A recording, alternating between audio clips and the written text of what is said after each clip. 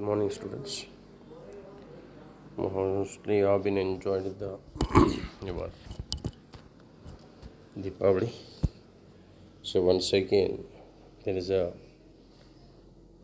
online classes will be going on for further notifications given by the university as well as government of Karnataka. So on 6th, we were discussing about the third unit, what actually meant by a final keyword as well as super keywords. Today, further moving to the next point, we will discuss about what actually meant by a dynamic dispatch and how usually that particular thing is used in your inheritance concept. Okay, dynamic dispatch is a method overriding is one of the ways in which Java supports runtime polymorphism, and it is the mechanism by which a call to an overridden method is resolved at runtime rather than compile time. What you can understand from this particular thing, what he is going to say here, that is, in a method overriding, it is a runtime polymorphism where main class method will be overridden by the subclass method. Main class method will be overridden by the subclass method, wherein which that problem or that overridden method can be resolved by redefining at the runtime rather than the compile time. Means you can execute the function of main program. You all knowing what actually meant by the method overriding. Method overriding means a function name of main as well as sub class 1, class A and class B will be the same. When an object of class B is recalled, at that position, class A's function will be overridden. Is that right? To stop that one or to resolve that thing, we are going to use with a dynamic method dispatch. Dynamic method dispatch means at the runtime, that particular function which is not going to be executed can be executed by defining with this particular statement. Okay, so this is how we are going to resolve the dynamic method dispatch. When a overridden method is called through a superclass reference, Java determines which version of that method is used to be executed upon the type of the object being referred to at the time the call occurs. Thus, this determination is made at a runtime. What you can understand from this particular statement here, that is, when you are going to call a function, that function will be called by a particular class as in a form of inheritance concept, where the concept within that concept we are going to call the methods of both the classes which are being extended from one to the others. Is it right? Because the objects will be created at the time of runtime itself. So for that sake, you should have to define the class where the overridden method is written. You should have to create an object for that particular class. Okay, that is called as dynamic dispatch. Dynamic dispatch means here only the subclass is not going to create the object, whereas it is going to refer your main class also. The object will be referring to the main class object, so that that particular object will be calling the function or a method of that class. So we can call that one as what? Dynamic method dispatch.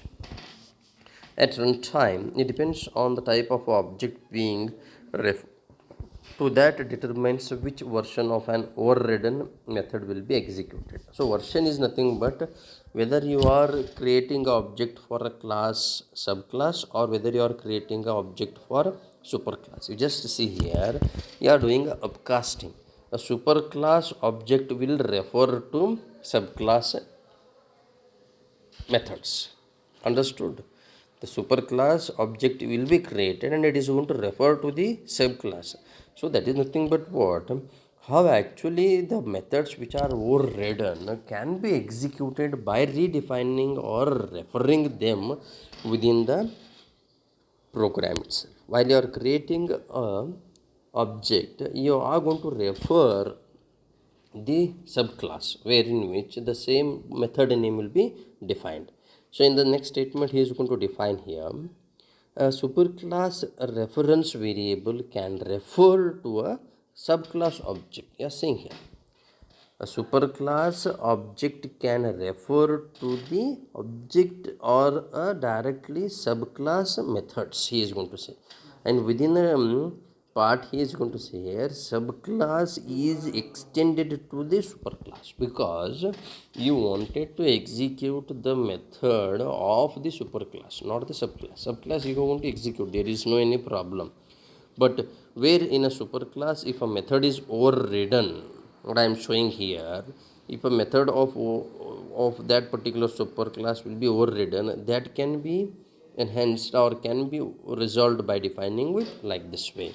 This is also known as upcasting. Java uses this fact to resolve calls to overridden methods to at the runtime. So next statement he is going to define here, that is sir ಒಂದು ನಿಮಿಷ class ನೋಡು. Therefore, if a superclass contains a method that is overridden by a subclass, then when different types of objects are referred to through a superclass reference variable, different versions of methods are executed. Here is an example that illustrates how actually you are going to do. So you can check here, the object of a superclass is referring to the subclass means you can execute the methods of subclass as well as it is going to extend the reference to the superclass. How it is going to be achieved, we can see with a simple example here defined here. Okay, there are three different classes you are going to have here, and all the three different classes you are going to have with it is an hierarchical. A is extended to B and A is also extended to C. So A class is having M1, B is also having M1 and C is also having M1. So all the three functions are having, all the three classes are having same function name called as M1. But all these will be executed by defining with the dynamic dispatch. How it is possible, we will check with a simple example. Okay. So within M1, you have written a statement called as inside A1's M1 method, and in a class B, you are extended to A, and you are writing inside B's M1's method. Then you are going to have inside C's M1 method. So what you can understand from here, all the three classes are defined with the same function, and here M1 of class A should be overridden from B and as well as C. So C is going to create its own object, B is going to create its own object. At that time, B will be calling the function of B and B object will be calling the C function. So at that time, A's M1 will be overridden. So here written here overriding M1, overriding M1. Overriding M1 defines with what? Whenever the object of a B is called, it is going to override this particular function because the name are same. At that position, the B will be giving a priority for its own method which executes, then it goes for the next. So for that sake, it is going to be utilization, or you can say it is going to have some problem at that position. Here in a dynamic dispatch, all these three functions can be executed without having any problem. So here you are creating an object for A is equal to new A. You are creating an object for B, and here you are going to create an object for C. And at that position, A is defined with another variable called as a reference type REF. REF is equal to A. REF is equal to A means it is referring the only class of that particular method. So here ref is equal to a means it is going to have in a sense of only class a. B, C, it is not going to check anything. So ref1 dot m1 means it comes directly to this position. Ref dot m1 means it comes directly to this position and executes with insides is m1 method. So you're going to have here. Then afterwards a refer is equals to b. Now you are executed individually a class method, but in the previous example a's method was not executed because it was overridden. Then overriding I won't have. So refer dot m1 means refer is equal to b means it is going to think of only this one. At that position this particular function will be overridden because already have been referred and you have executed. So ref dot m1 it is going to be executed and you are going to define with inside b's m1 method. Then you are referring to c. C means directly you are going to access only the object method of your C, that is M1.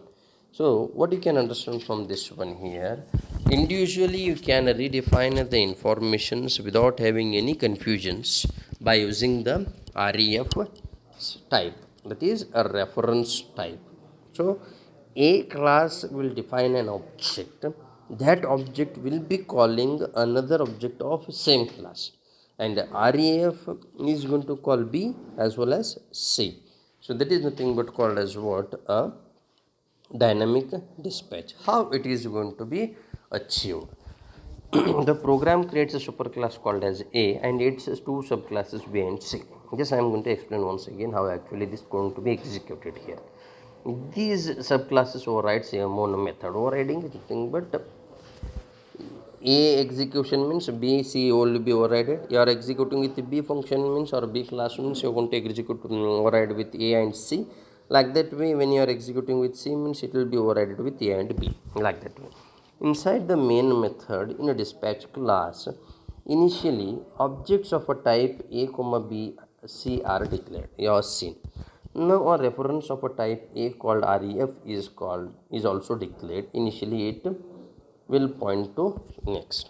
See here, class A is there, method is there, a class B is there, M1 is there, and you are just copying a method of your B class.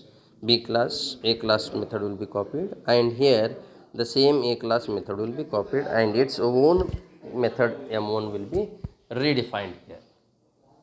Here you are going to redefine with the statement.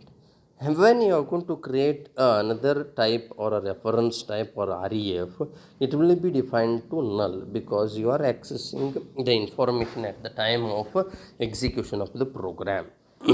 Then now we are assigning a reference to each of the object like A's or B's or C's to REF one by one and uses a reference to invoke M1 separately. So when you are having A and when you are having reference, both of the classes will be defining with M1 here written here.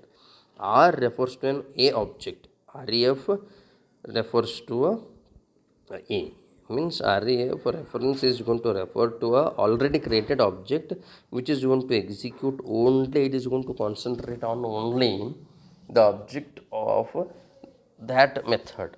The object's method it is going to refer. It is not going to think of B or C. Like that way in the next statement also when it is going to execute with B means it will be thinking of only B, not A's. Either A is having been copied within B or within somewhere else, but it is not going to think, just it is going to be on that particular thing because you are just referring to that particular variable. Then in the next statement reference is equal to C means you are going to refer only at the position of C, none other than C you are going to have. So have been defined within brackets. This square box, a small square box, refers to what? It is a method of A, and here also it is a method of A, and where you are having outside of the small square box it is C's own method. Okay, so it is going to execute like this way. What are the different advantages of your dynamic dispatch? You can say here. Dynamic method dispatch allow Java to support overriding of methods, which is central for runtime polymorphism. It also a class to specify methods that will be common to all of its derivatives, while allowing subclasses to define the specific implementation of some or all of those methods. It also allows subclasses to add its specific methods subclasses to define the specific implementation of some of the classes. These are the three important definitions you are going to have here. Rest other things we will discuss tomorrow. So until further notification comes, we will be going with the online classes. All the students should have to view each and everything without having any doubts, and whenever you are going to have a doubts, you can come back to the college. You can ask the you will be having a contact classes. It will be given with the date and timing when you should have to come and ask the questions. We will be giving a timing in another day or next day. Wait for that one, and we will be continuing with each and everything according to the government suggestions. Thank you very much.